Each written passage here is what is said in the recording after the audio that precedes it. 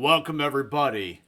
I'm your host, Bryan, the Hype Ballard. I'm back with another Double or Nothing 2023 results and thoughts here on Tap Out Talk. I want to talk a little bit about what happened tonight at Double or Nothing. I want to say it's 4 pillars down and the building may have just crumbled. Or was it a foundation that was meant to be? We're going to find out about that. But I want to say, I am going to talk about the elephant in the room. And that very elephant, and we're going to eat it one bite at a time tonight. Because when you go and say you're going to do something, you better go out and do what you say you're going to do. I will give a say, and this will be an unpopular opinion. AEW planned this 4 pillars match. They wanted to make this the building grounds of some young, up-and-coming talent, homegrown in AEW. And when you build the whole pay-per-view around those 4 guys, and you say you're going to do it, you need to make sure that you do exactly what you said you're going to do, and you actually put them in the main event. That didn't happen tonight. AEW went with the more seasoned route, despite building the whole pay-per-view around those 4 guys. We're going to talk about that tonight. Let's get in. Alright guys, let's get in and let's start talking about AEW Double or Nothing 2023. So, this again occurred in Las Vegas, Nevada. We started out with the buy-in, where the Hardy Party did defeat Ethan Page and gain access to his contract. We're going to go past that. We're going to go right up until the last minutes in the beginning of this pay-per-view with the Blackjack AEW International Championship being defended by none other than Orange Cassidy, going against many other competitors. So, we had the competitors for the last 10 minutes of the buy-in walk out and do their entrances. I like this move. It built suspense and got those last minute people to want to stay tuned and watch and buy into this. It's called a buy-in for a reason. I like that they didn't shortchange all of the entrances for them. It gives the crowd the experience of hearing the entrances and being able to see them walk out and not just getting the jobber's entrance. And then when the pay-per-view started, we did get the Battle Royal as Orange Cassidy made his way in. So, we start out, I'm going to try to break this down as easy as possible. Kip Sabian tries to toss Orange Cassidy out right away because, he's the target right now. He's the champion. And some of the participants, they're just kind of chilling on the outside. A few of them are fighting out there, just kind of pretending to be at work a little bit. Brian Cage and Swerve Strickland were just kind of sitting around on the entrance ramp. I don't know what the idea was behind this, but you had guys not even in the ring for this competition. Commander, he's a pretty good tightrope walker. He walks the ropes. He walks across, he hits a dive onto Big Bill and Lee Moriarty, both the tag team. And he did all of that without touching the ring canvas. It's technically, not even, the start of the match yet. Rey Fenix and Pentagon square up with Bandito, and the Commander's leading all the luchadors, working together to keep Commander safe while he hits a delayed vertical suplex on Tony Nese. I like what they're doing with the athletes and Tony Nese. Tony Nese gets tossed out of the ring and is gone. Boom, out of there. Penta and Ari Daivari fight on the apron. Daivari gets taken out. Brian Cage. I'm a big Brian Cage fan. My tag team partner from Fans Pro Wrestling, Carlos, he's a big Brian Cage fan too. Enters the ring and goes after the Commander. The Commander bounces off of him. Cage runs over to Penta and then tosses Phoenix around, hitting both Lucha Brothers and the German suplex. Bandito tries a military press on Cage. He gets real close before Cage slips free and hits him with a monkey flip. Cage now catches Bandito and Commander in a combination of World's Strongest Slam and a power bomb. Penta and Phoenix with a series of super kicks to Cage that finally take him down. The ever-popular Ricky Starks has an appearance. He's going after Juice Robinson and the new Jay White. They fight him off. They try to take out Commander, but Penta and Phoenix save him. The Luchadors, they're tight. They're sticking together. LWO of AEW. Robinson takes some corner offense from the Lucha Brothers, and then Commander tries another rope walk move only for White to shove him down to the floor, eliminating him effectively. Starks is trying to hang on as Robinson and White try to get rid of him, but he does hang on and he saves himself. Sabian is after Cassidy again. Here comes Chuck Taylor and Trent Beretta. They're best friends, and they all hit a triple power bomb on Sabian, and then Taylor eliminates him. The best friends then hug before Big Bill, you can't teach that, and Lee Moriarty take him down. Lee Moriarty with a fang to Cassidy, and they can't get rid of him. Cassidy accidentally low bridges Taylor, and he was supposed to, but he grabbed the middle rope instead of the top one, so it might have been a botch there. Keith Lee's looking older, isn't he? Keith Lee just heaves Blade over the top rope like a big muscle man should. Out of the match, Cage and Lee square up and they trade punches. And here comes Swerve Strickland. Those two got history. Slowly moving towards the ring, thinking about coming in. Swerve jumps on the back of his ex-partner Lee, but Lee tosses him down. Lee and Swerve trade strikes. Swerve lands an enziguri, but he's caught with a power slam from Lee. And then Cage super kicks him. Penta and Phoenix eliminate the Butcher. So we got the Butcher and the Blade gone. Bandito avoids some corner offense and gets eliminated by Lee. Lee and Beretta fight on the apron. Both men could be eliminated here. Beretta hits a half Nelson on the apron, and now Lee is gone. Cassidy nearly gets eliminated, but holds on for Beretta to shove Cassidy away from a Bill boot, and Beretta is eliminated. Again, Lee and Swerve square up. Lee unloads on body blows, and then there's a toss, Swerve, but Cage comes from behind and tosses Lee out of the ring. Despite being gone, Lee tries to take out Swerve, but he can't. Dustin Rhodes hits a crossroads. We love that move. And then, at that point, he hits Cage with it. He tries to eliminate him, but Swerve saves Cage. Lucha Brothers of Bullet Club Gold that is, are trading strikes. White and Robinson wind up on the apron, but they fight back in the ring. Penta accidentally eliminates Phoenix, and Starks takes out Robinson before White spikes Starks with a Iranaga. Penta and White square up. Penta unloads. There's a kick, but it's caught in a Blade Runner, but Starks flies in with the spear to White and eliminates him. Juice Robinson pulls Starks under the rope, and he and White beat down Starks on the floor for a bit. Starks brawls and crawls back into the ring, but there's Big Bill to greet him, and Bill tosses Starks, but Starks hangs on to the rope, and then he comes back in the ring and goes right for Bill. Chop from Starks. Bill then hits him with a big boot over the top rope, and Ricky Starks is gone. Dustin Rhodes low bridges Cage, hits the apron. The Canadian Destroyer takes Cage out, and Swerve eliminates Dustin after that. Our final four in this matchup are going to be the champion Orange Cassidy, Big Bill, Penta, and Swerve Strickland. Penta unloads with kicks to everyone, and then Sling Blade, Swerve, the backstabber. Cassidy and Penta are feeling really good. Bill and Penta square off again. Penta with chops and leg kicks, but Bill boots him and then clotheslines him out of the ring. Bill with a black hole slam to Cassidy, and now Swerve and Bill have a conversation. Bill wants to toss Cassidy. He presses Cassidy up, but Swerve shoves him out, and Cassidy falls to the mat, betrayed. Cassidy and Swerve trade near eliminations, and then trade strikes. Around the world DDT from Cassidy is countered. Cassidy then hits a stunner, but Swerve comes off the ropes, and Swerve kicks. Both men are down.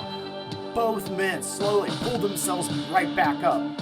And later on here, Swerve takes a little bit too long from the elimination, and he puts his hands on Cassidy. The hands of Cassidy go in his pockets, and then he goes to dump him, but Cassidy hits a tornado DDT to counter, and then around the world DDT. Cassidy with an orange punch just sends Swerve to the apron. Cassidy goes for another one. but Swerve blocks and pulls Cassidy from the apron. They fight over the position and then grabs at Cassidy. And then basically they get a knee from Swerve. Cassidy hangs on, but Swerve is going on the apron. Swerve stomp. Cassidy gets the boots up on the block. He's thinking about the orange punch, but instead he just kicks the hand of Swerve that's holding the rope, and Swerve falls to his loss. Orange Cassidy retains. A very exhausted Orange Cassidy retains the International Championship at the opening match of Double or Nothing.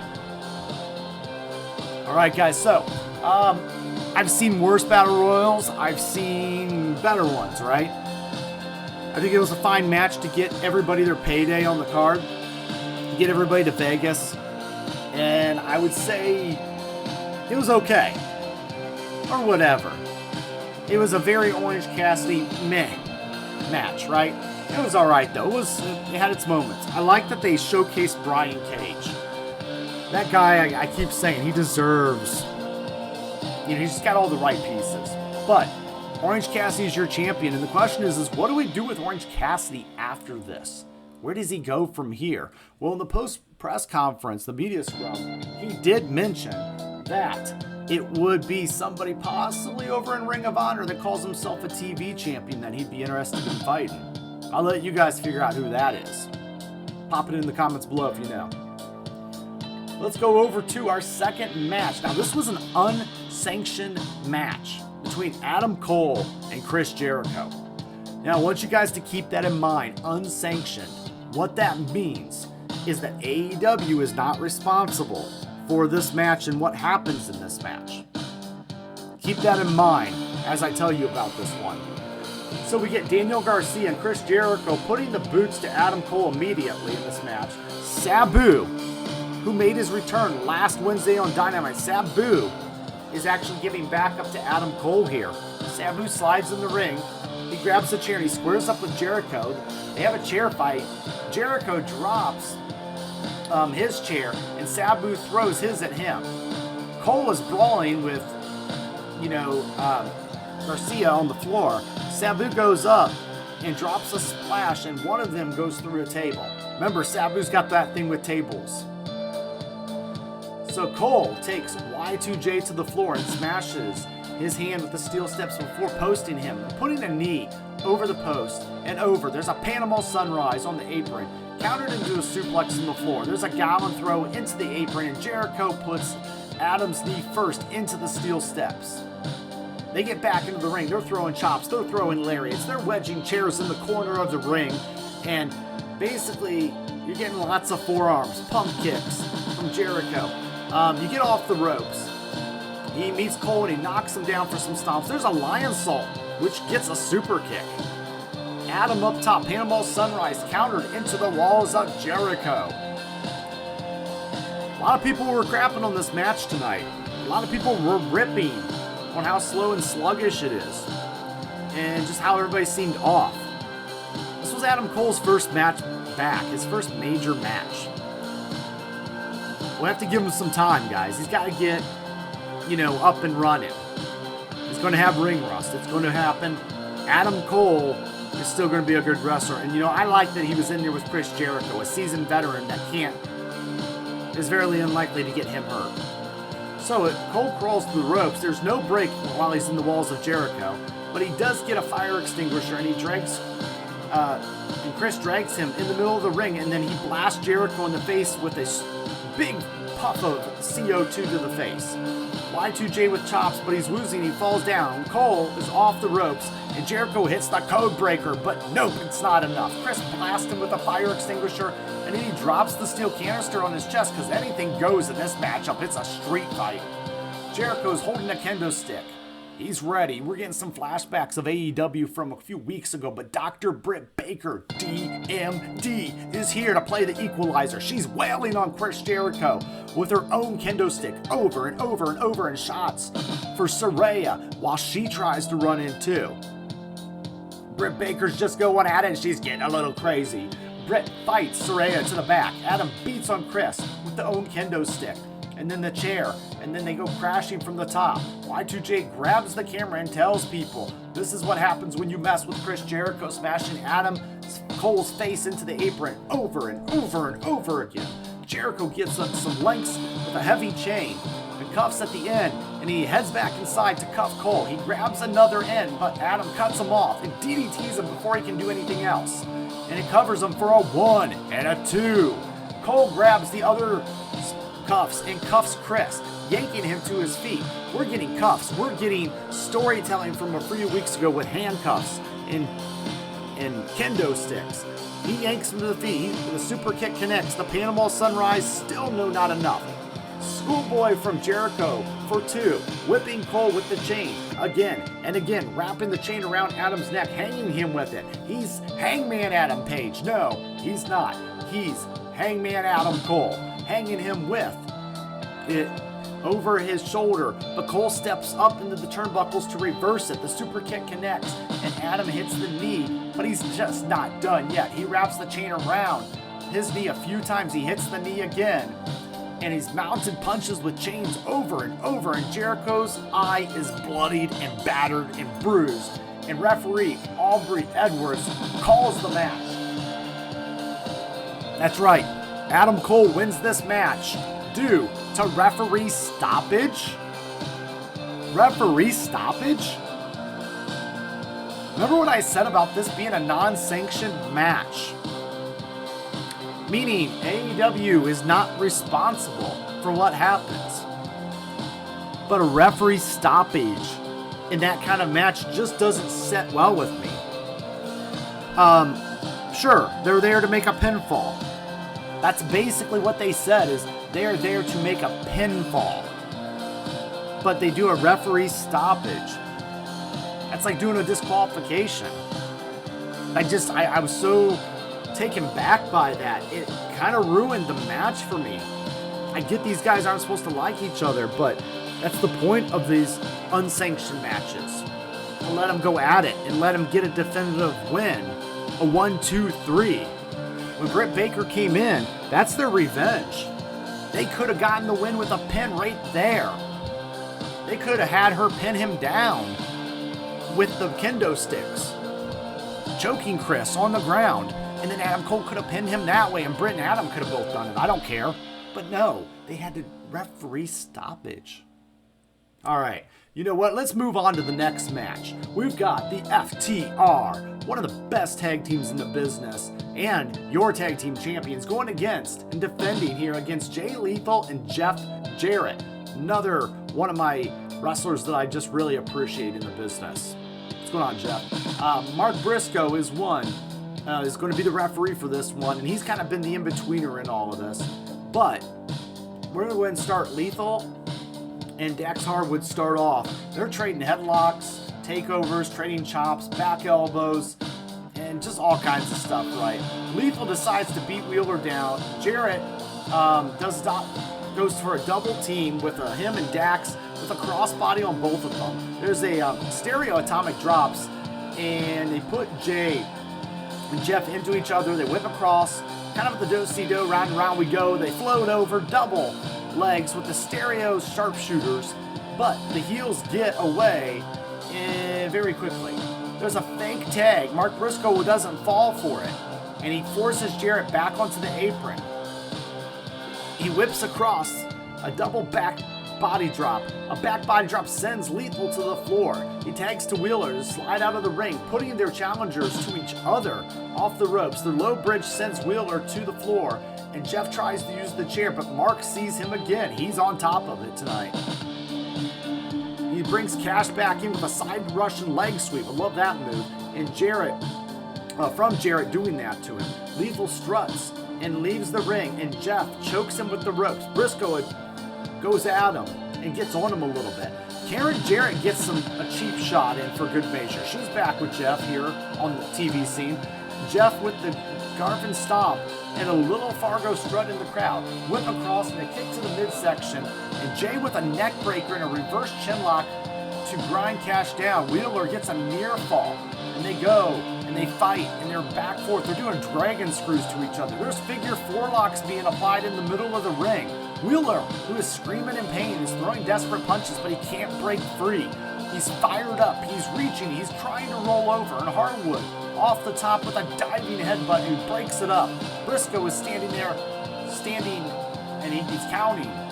He's going for the 10 count, but tags are made. Dax with heavy hands. There's chops in the corner. They whip him across. There's a corner lariat, a reversal, big lariat. There's a superplex that's reversed. There's some Germers. Suplex connects. It goes on, and there's a brain buster from Harwood. It was pretty cool, but still, no, it's just not enough. Lethal combination connects up top, and they're jockeying for position. Jarrett and Cash are fighting on the apron. Sanjay Dutt runs interference on this point in the match, and Jarrett knocks Wheeler down. Jay knocks Dax to the mats, and he recovers before Lethal can dive and climbs back up, and there's a superplex. But we're not done yet. Harwood rolls through and powerbomb lift and Cash off the top. There's a lariat. He dives. We fast forward a little bit. Now we get an ejection of Sanjay from ringside at this point, and Saddam Singh too. Jeff is in the ring with the guitar. He's swinging. Dax ducks, and Mark Briscoe takes the kabong right to the full force to the face. The lethal injections counter. There's a big rig, but no referee to make the count. Referee Aubrey Edwards, since she didn't actually finish a match from the one earlier, comes back. Runs down to replace him, but Sanjay gets in her way, and Karen Jarrett gives her an El Kabong as she takes a chair shot. All right, Aubrey, I forgive you. You're badass. So there's a double lethal injections that takes both champions down, but we have no referee. Karen grabs the tag title belts and gives one to Jeff and one to Sanjay. Jarrett gives his to Lethal and holds Dax up for it. Dax Harwood blocks with a boot, and there's a back elbow and a snap pile driver off Jay. Jeff blasts him with the belt. Dutt wakes Briscoe up. Dax Harwood just kicks out, and Jarrett yells at Mark about it. And there's FTR. They come up from behind, and then FTR hits a pinfall with a big roll on Jarrett to retain the AEW Championship. There's a lot that goes on in this matchup. Back and forth tag team match. Told some stories. Added a lot of interference. A little chaotic everywhere, but it wasn't bad. Alex Marvez interviews Ricky Starks after this backstage real quick. There's the Bullet Golden Club attack before they can say much, anything from FTR. Run them off, and they can, do much but lay some punches in. Backstage also, Jericho was angry about his match from earlier, and he's smashing a trash can next to Saraya, and he calls Adam Cole names, and Saraya calls Britt Baker names, and they demand a tag team match on Dynamite this week. A crew member comes by to tell them to calm down, and Jericho throws a fireball in his face, screaming how he's a wizard. Let's get into our next match, and that is a ladder match. Because, we've had a lot of crazy hardcore elements tonight already. Christian Cage knows a few things about ladder matches. He's got Luchasaurus versus Wardlow for the AEW TNT Championship. Well, in the very beginning, Christian does send Luchasaurus away. He wants to do this on his own. I respect that. He wants to wear his turtleneck, too, while he wrestles all night long. I don't see how he does that. But Cage is jawing in the front, and he slaps him. Wardlow blocks him, clubs him down. Military press off the ropes. There's a shoulder block and connects. A strike in the corner. Mr. Mayhem goes to get a ladder. Christian kicks into him, but Wardlow hangs on and blasts him when he tries with a slingshot to the floor, trying to put Christian through a table, and he evades and smashes Wardlow into the barricade before ramming him with a ladder. Bringing the ladder back between the barricade and apron, Wardlow wants the powerbomb, but Cage trips him up, crotches him on the ladder, and then back inside, Wardlow puts him into a ladder and leads into the corner. But soon after, Christian throws him into the ladder. He's putting the ladder in the corner. He catapults the champion into the steel. Cage climbs the ladder, but Wardlow cuts him off and knocks the ladder over. We keep going. They're fighting a little bit later on. Wardlow's climbing. Luchasaurus comes down, and he throws Christian into the ring, cutting Wardlow down with an inverted DDT off the ladder. Wardlow is back with an Alabama slam and a senton atomico, but Cage rolls away, and he crashes into the ladder, throwing Wardlow to the floor. Arn Anderson now comes to the ring, and he gets to get him back, basically, and then the champion jumps off the turnbuckles onto the ladder, knocking it over and clutching his shin while Christian crashes to the floor, trying to climb. Referee Rick Knox tries to steady the ladder, but it buckles, and Luchasaurus comes back in with a choke slam. Another one. Arn is behind him, but Luchasaurus makes noises at him. Anderson bites him with his thumb and leaves it bloody. Luchasaurus chases after him. Wardlow whacks him with a chair and sets him across the tables and climbs the larger ladder. There's a senton atomico through the ladders. Back in the ring, Christian climbs up the ladder, but Wardlow puts him down and then powerbombs him and climbs the ladder himself and retrieves his AEW TNT Championship belt.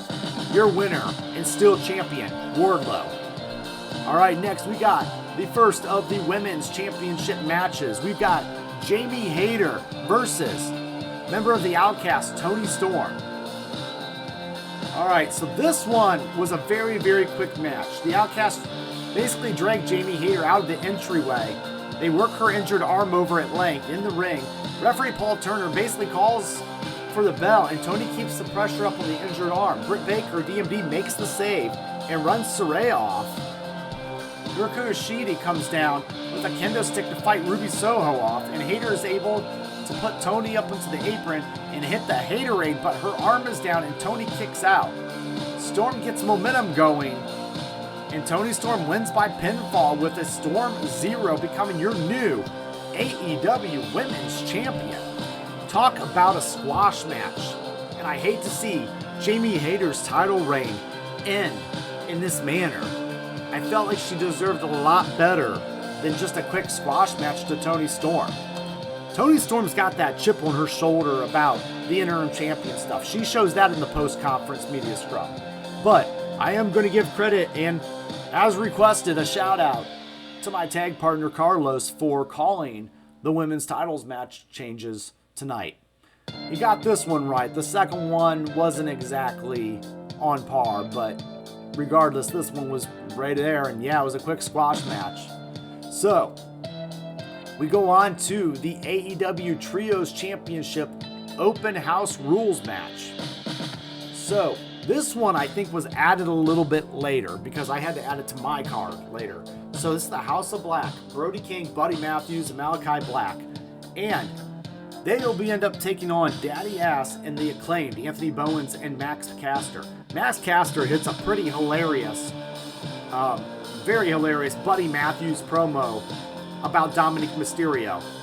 I'll link that up here for you guys. So, ultimately, it's an open house challenge. Bowens and Black start, and Malachi sits down, and Anthony matches his energy before scissoring himself. Tag to Matthews off the top with a stomp. There's an arm wringer, kneeling armbar, kick, combo, famouser, tags to Caster. There's a double whip, and I mentioned that these guys can wrestle, right? I always enjoyed the Acclaim's work.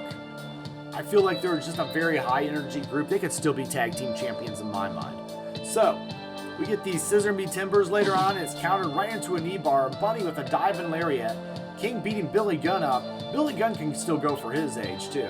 Bowens gets the ropes and pulls him to the feet. And he stomps his way out of the knee bar. There's a leg sweep, a knee bar, and Matthews tags in with a Meteora. Billy Gunn had enough, and he hits the ring. And referee Rick Knox warns him off, switching the scissor knee bar again. And they go back and forth, and then kind of zooming a little bit ahead in the match. Matthews is in. Gunn neutralizes King on the floor. Super kick takes Buddy Matthews out. But the path is clear. Daddy Ass tags in. There's lariats for everybody going round. And then a Stinger Splash, a Tilt-A-Whirl Slam, a Cobra Clutch. Brody is in. With double chops, Billy flips him the bird and hits the Famouser right on him. Matthews hits the kick with the apron, but Daddy Ass hits the Famouser on him too. And Black is behind him. The House of Black actually wins by pinfall with Black Mass from Malachi Black onto Billy Gunn when he wasn't looking to retain the AEW Trios Tag Championships. So it was the right call. The Acclaim could have been champions. I think this was a good contest for the House of Black. But I do like and think that the House of Black need to keep onto these titles just a little bit longer. Hey guys, if you guys are enjoying this, I know you definitely enjoy our interactions over on Twitter. I want to say thank you for the 15,000 some followers and all the interactions you guys give me every day. And thank you for hitting that like button down below. It really supports me out in this channel. Also, check us out at thefansofprowrestling.com. The Wrestling Fans Inside Podcast. You know, me and the team over there, we get to do a lot of great work weekly and we really support each other as well. If you want to be a part of that, check us out. Let's move on. We've got the Jade Cargill taking on Taya Valkyrie for the TBS Championship. And Jade Cargill's looking to go 60-0. Both women are looking up, and this looks like maybe this is the night that she could lose. Will she lose to Taya Valkyrie? Cargill basically, they go at it. They're starting out in the ring, and then Valkyrie is off the top later on. She's off the top with a splash. Jade throws the smart Mark Sterling in her way to blast her challenger with a pump kick.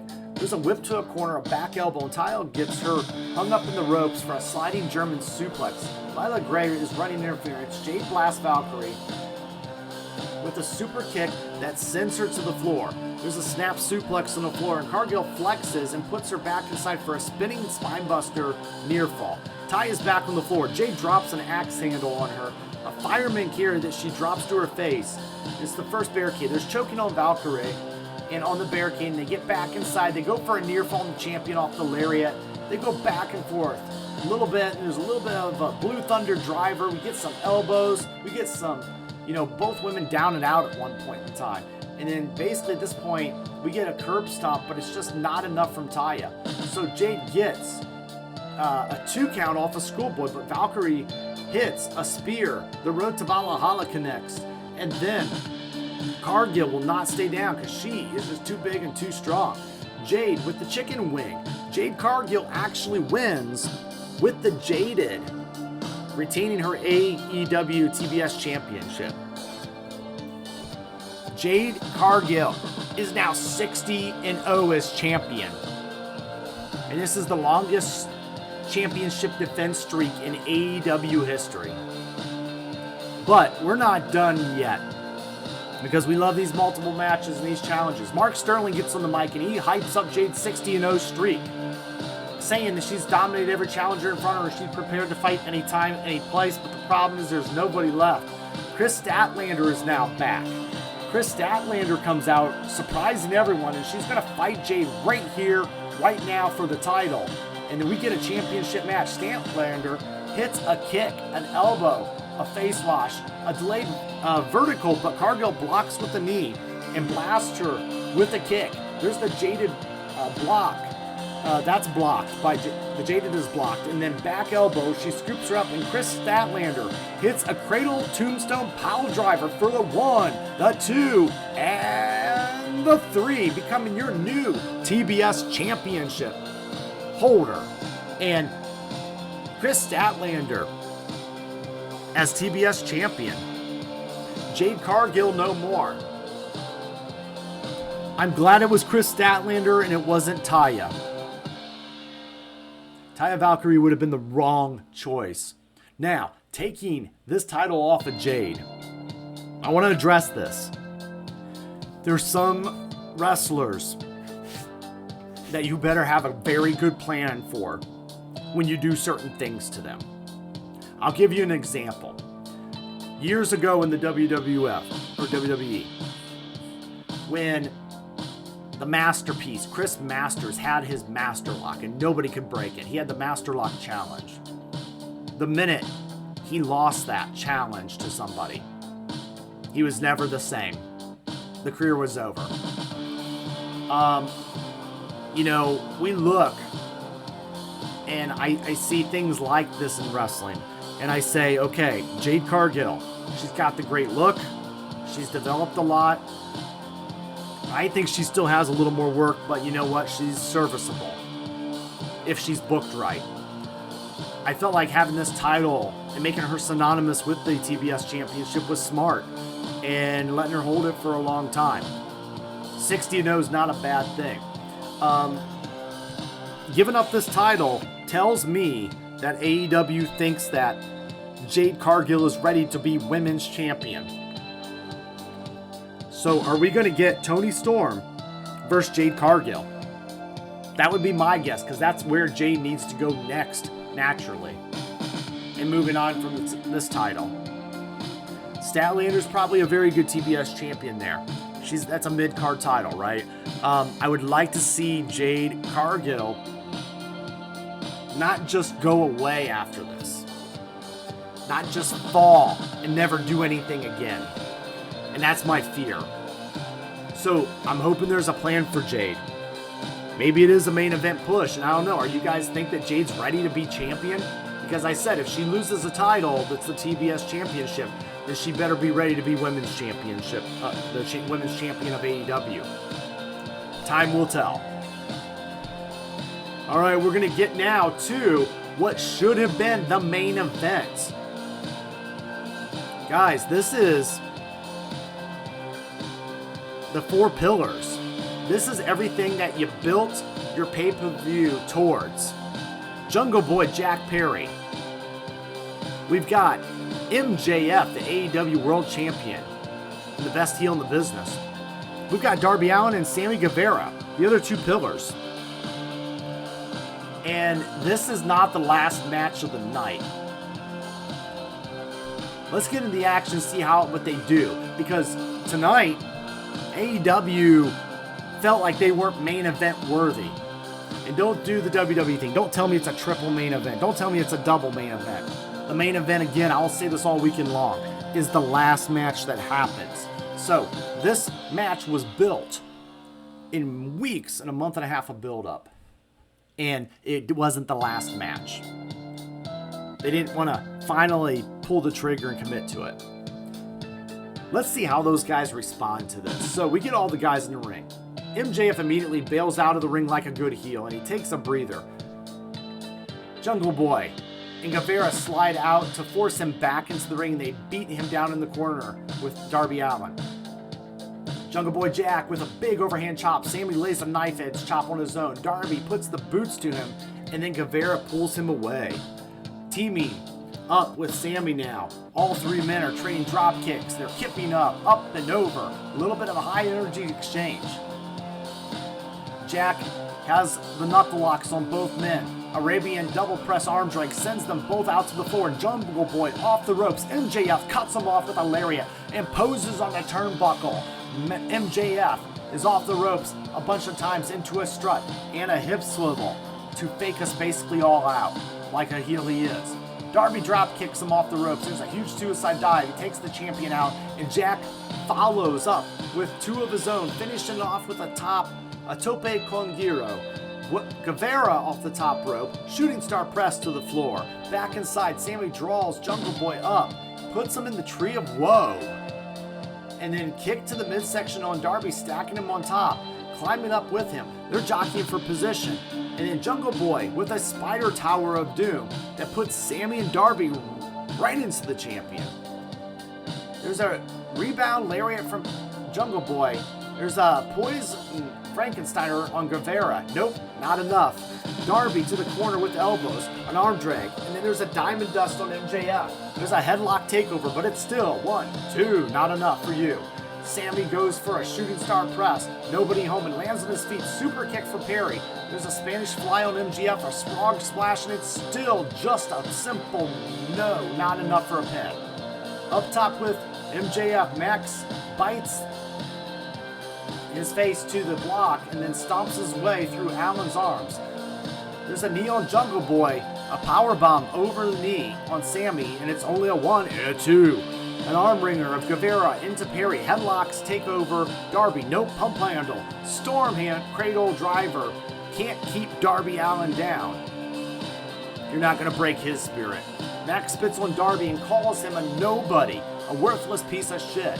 All 4 men are trading kicks, and Allin punctuates with a shotgun dropkick and puts Jungle Boy in the corner. And Darby pulls himself up with a scorpion death drop on the champion. The code breaker from Sammy, the kill switch from Jungle Boy.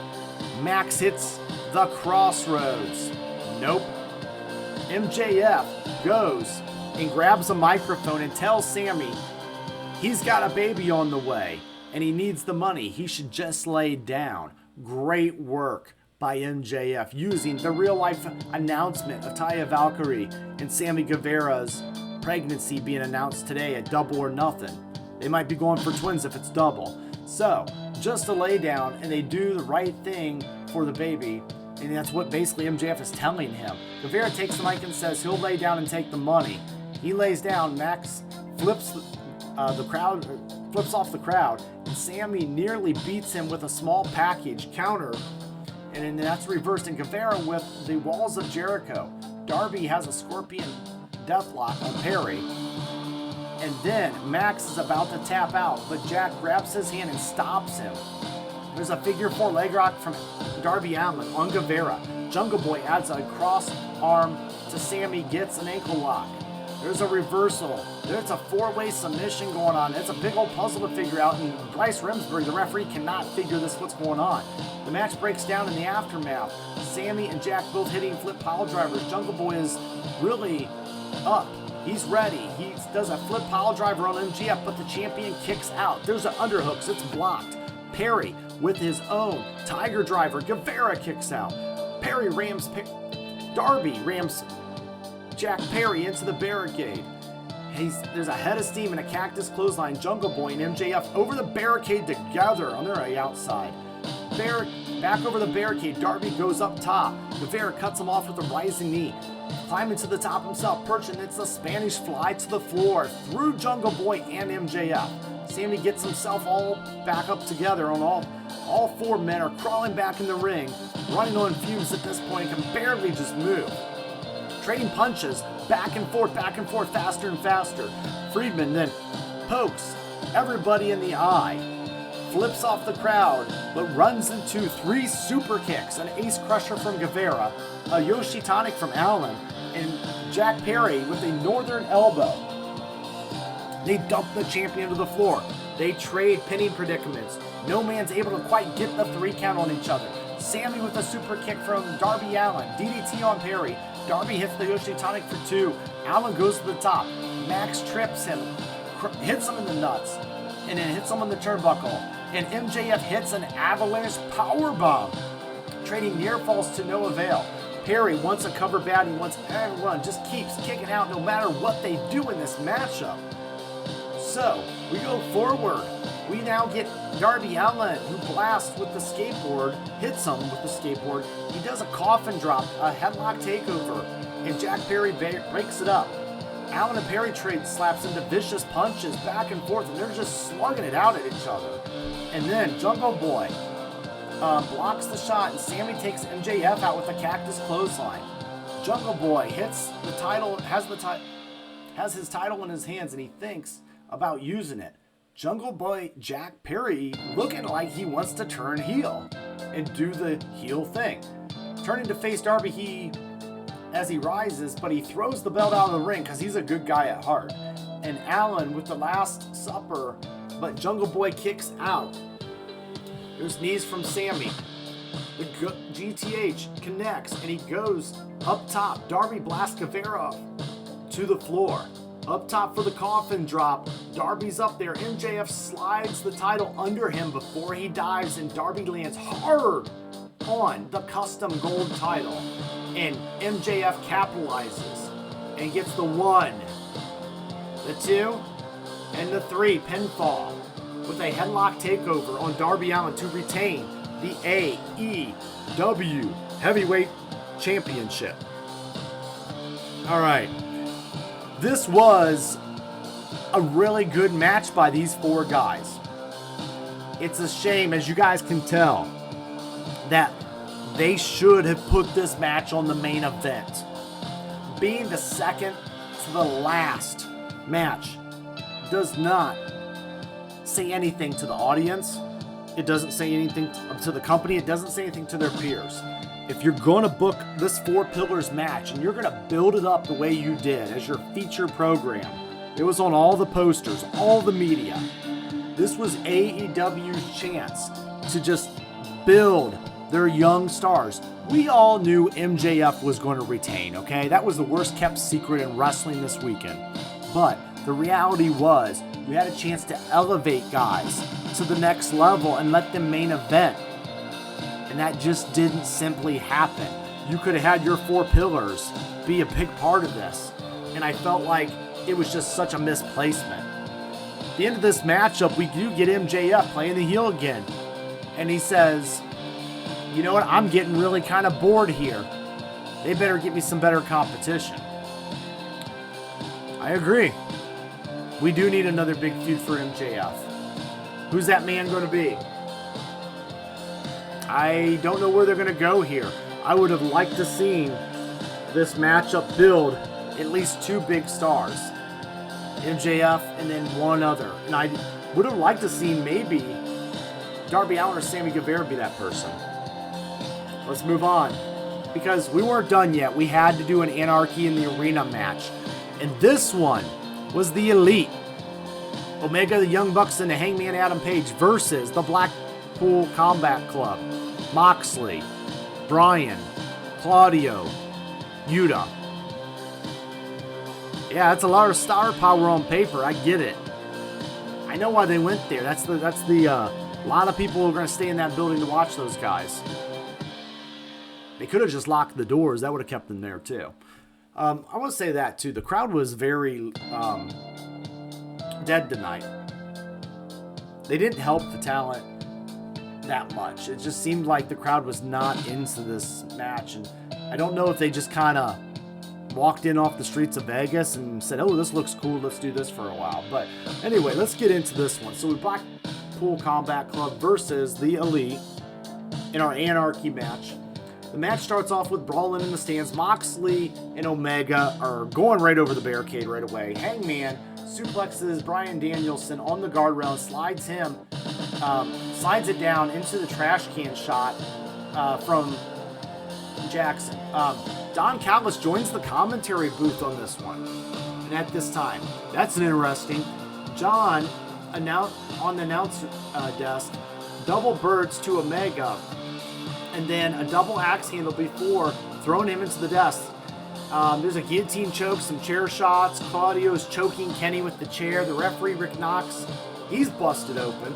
And Casanoli shoves him aside in the ring. Danielson with a roundhouse kick, but Hangman meets him with a lariat.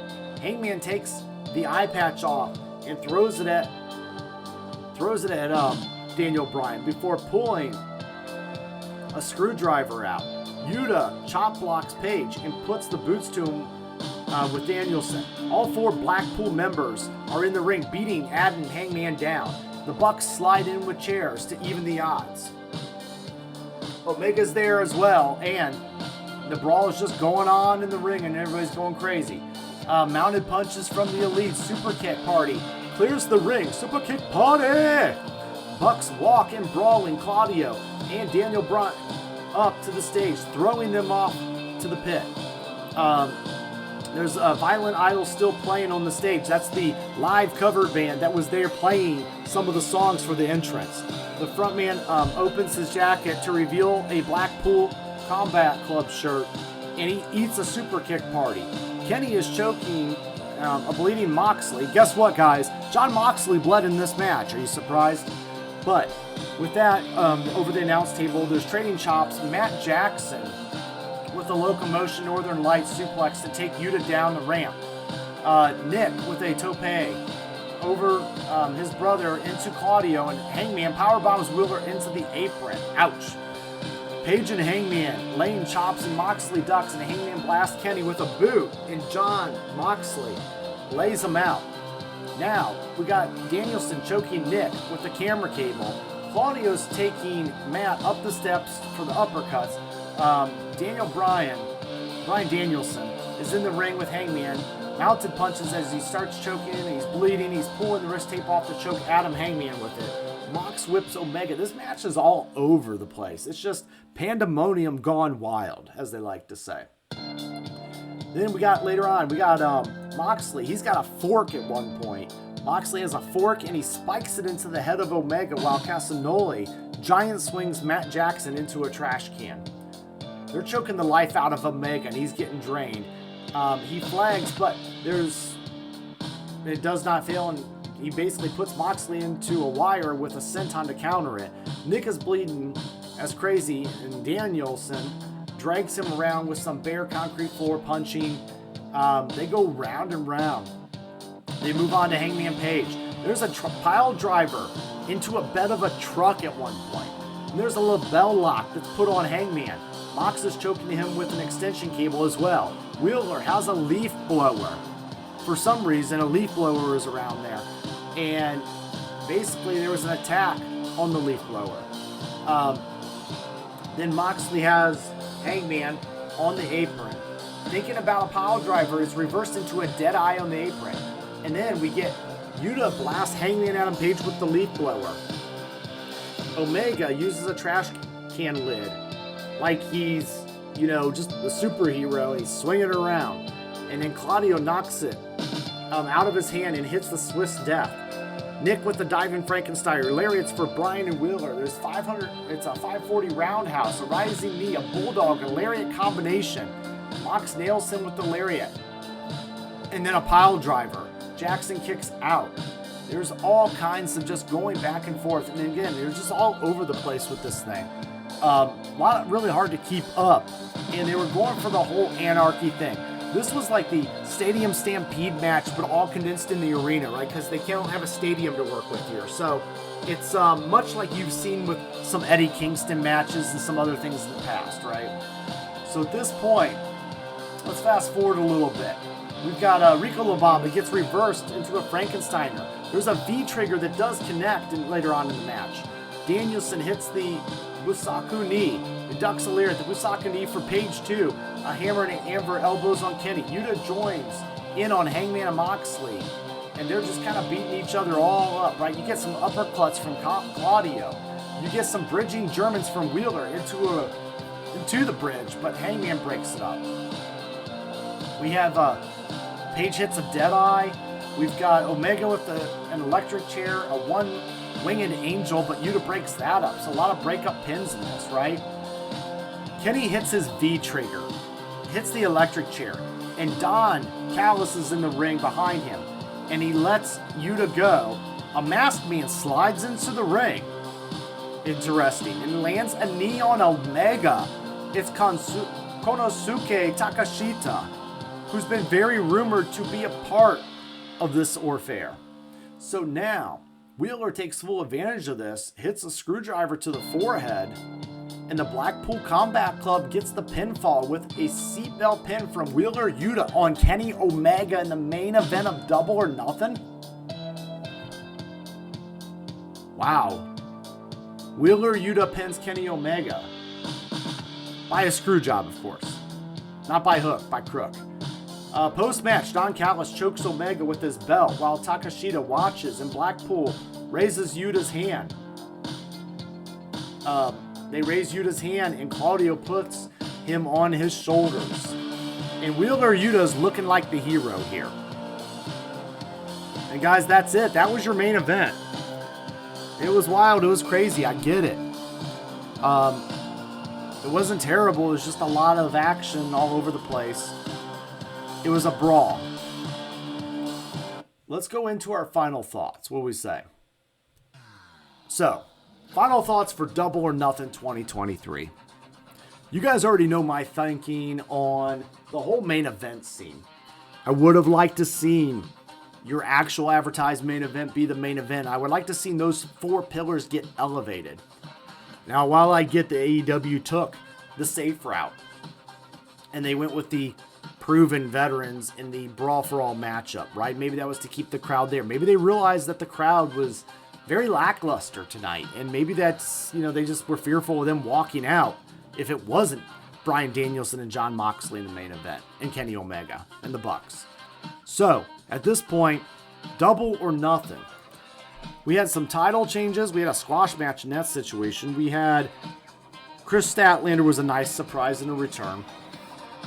At the end of the day, this was not their strongest Double or Nothing event from the AEW. I'd be interested. I might have to go back and rank all of them and just kind of see where this one sits at. I don't think it was the worst, but I don't think it was the best. It was just somewhere in there, and it happened. Will I remember this pay-per-view 5 years from now? I probably won't. There was nothing, it felt like more like a transitional pay-per-view to get us to the new AEW TV show. And then even in the post-conference, Tony Khan was talking a lot about business, right? There was a lot of business questions to him, and he was answering them. He stayed there a long time, almost till 2 in the morning answering questions. Which is why this is getting out late. But ultimately, Tony Khan was taking questions about Time Warner Discovery, and he was taking questions about, the new TV show on Saturday. And, just there was a lot of things that were covered in the post-conference that was great for news and rumors.